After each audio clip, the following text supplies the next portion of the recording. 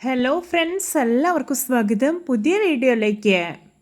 ഇന്ന് ഞാൻ വന്നിട്ടുള്ളത് വളരെ എളുപ്പത്തിൽ ഉണ്ടാക്കിയെടുക്കാൻ പറ്റുന്ന നല്ലൊരു സ്വീറ്റ് റെസിപ്പി ആയിട്ടാണ്.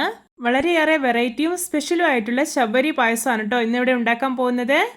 എന്നും പറയുന്ന പോലെ വീഡിയോ കണ്ടിട്ട് ഇഷ്ടപ്പെടുവാണെങ്കിൽ ലൈക്ക് ചെയ്യുക, ഷെയർ ചെയ്യുക, കമൻറ്റ് ചെയ്യുക, ചാനൽ സബ്സ്ക്രൈബ് ചെയ്യാനും മറക്കരുതേ. പിന്നെ ഫേസ്ബുക്കിലൂടെയാണ് വീഡിയോ കാണുന്നതെങ്കിൽ പേജ് ഫോളോ കൂടി ചെയ്യണേ. അപ്പോൾ നമുക്ക് നേരെ വീഡിയോയിലോട്ട് പോവാം. പായസം ഉണ്ടാക്കാൻ വേണ്ടിയിട്ട് ഞാനിവിടെ ഒരു 1/4 ഗ്ലാസ് ചവ്വരി എടുത്തിട്ടുണ്ട്. ഇതൊരു ബൗളിലേക്ക് ഇട്ട് കൊടുക്കാം. ഇനി ഇതിലോട്ട് കുറച്ച് വെള്ളം ഒഴിച്ചിട്ട് നന്നായിട്ടൊന്ന് വാഷ് ചെയ്തെടുത്ത് വരാം. ഇപ്പോൾ ഇത് വാഷ് ചെയ്തെടുത്തിട്ടുണ്ട്. ഇനി ഇതൊരു കുക്കറിലേക്ക് ഇട്ട് കൊടുക്കാം. ഇനി ഇതിലോട്ട് ചേർക്കാൻ പോകുന്നത് സേമിയാണ്. ഞാനിവിടെ ഒരു 1/4 ഗ്ലാസ് സേമിയാണ് എടുത്തിട്ടുള്ളത്. ഇനി ഇതിലോട്ട് വെള്ളം ഒഴിച്ചു കൊടുക്കാം. ഞാനിവിടെ ചവ്വരി അളന്നെടുത്തിട്ടുള്ള സെയിം ഗ്ലാസ്സിൽ തന്നെ 2.5 ഗ്ലാസ് വെള്ളമാണ് ഒഴിച്ചു കൊടുക്കുന്നത്. ഇനി ഇതിലോട്ട് ആവശ്യത്തിന് ഉപ്പ് ചേർത്തെടുക്കാം. എന്നിട്ടൊന്ന് മിക്സ് ചെയ്തെടുക്കാം. ശേഷം കുക്കർ അടച്ച് വിസിൽ വെച്ച് കൊടുക്കാം. 2 വിസിൽ വന്നോട്ടെ. ഇപ്പോൾ ഇത് 2 വിസിലെല്ലാം വന്നിട്ട് കുക്കറിൻ്റെ പ്രഷറെല്ലാം പോയിട്ടുണ്ട്. ഇനി തുറന്നു നോക്കുകയാണ്. ഇപ്പോൾ ഇത് ചവരിയും സേമിയൊക്കെ നല്ല പെർഫെക്റ്റ് ആയി തന്നെ കുക്കായി കിട്ടിയിട്ടുണ്ട്. കണ്ടോ? ഇനി ഫ്ലെയിം ഓൺ ആക്കാം. എന്നിട്ടൊരു ലോ ഫ്ലെയിമിൽ വെക്കാം.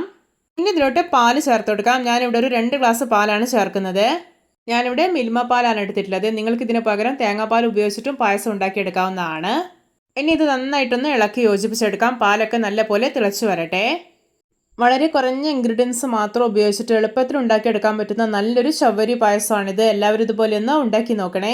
ഇപ്പോൾ ഇതാ പാല് നന്നായിട്ട് തിളച്ച് വരാൻ തുടങ്ങിയിട്ടുണ്ട്. ഇനി ഇതിലോട്ട് മധുരത്തിന് ആവശ്യമായിട്ടുള്ള പഞ്ചസാര ചേർത്ത് കൊടുക്കാം. ഞാനിവിടെ ഒരു 8 ടേബിൾ സ്പൂൺ പഞ്ചസാരയാണ് ചേർക്കുന്നത്. ഈ ഒരു പഞ്ചസാരയ്ക്ക് പകരം നിങ്ങൾക്ക് ശർക്കരയും ചേർക്കാവുന്നതാണ്. പക്ഷേ എനിക്ക് കൂടുതൽ ടേസ്റ്റ് തോന്നിയിട്ടുള്ളത് പഞ്ചസാര ചേർത്തുണ്ടാക്കുമ്പോഴാണ്. ഇനി ഇതിലോട്ട് നല്ലൊരു ഫ്ലേവറിന് വേണ്ടിയിട്ട് 1.5 ടീസ്പൂൺ ഏലക്ക പൊടി കൂടി ചേർക്കുന്നുണ്ട്. എന്നിട്ട് നല്ലപോലെ ഒന്ന് മിക്സാക്കി എടുക്കാം. ഇനി ഇതൊന്നുകൂടി ഒന്ന് തിളച്ചിട്ട് കുറുകി വരട്ടെ.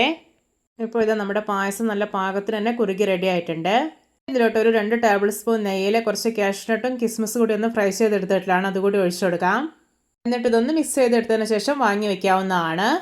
ഇതാ നമ്മുടെ രുചികരമായിട്ടുള്ള സ്പെഷ്യലായിട്ടുള്ള ചവ്വരി പായസം റെഡി. നോക്കിയേ, കാണുമ്പോൾ തന്നെ കൊതി വരുന്നില്ലേ?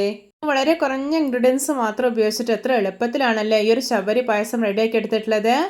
പിന്നെ ഈ ഒരു പായസം ഇരിക്കുന്തോറും ഒന്നുകൂടി ഒന്ന് തിക്കായിട്ട് വരും. അങ്ങനെ കഴിക്കുമ്പോഴാണ് നല്ല ടേസ്റ്റ് ഉള്ളത്. നിങ്ങൾക്കിത് വേണമെങ്കിൽ ഫ്രിഡ്ജിൽ വെച്ച് തണുപ്പിച്ചും കഴിക്കാവുന്നതാണ്. ഒരിക്കൽ നിങ്ങൾ ഇതിൻ്റെ രുചി അറിഞ്ഞാൽ പിന്നെ ഇടയ്ക്കിടയ്ക്ക് ഇതുപോലെ ഉണ്ടാക്കും. അത്രയും ടേസ്റ്റി ആയിട്ടുള്ളൊരു സാഗോ സ്വീറ്റാണിത്.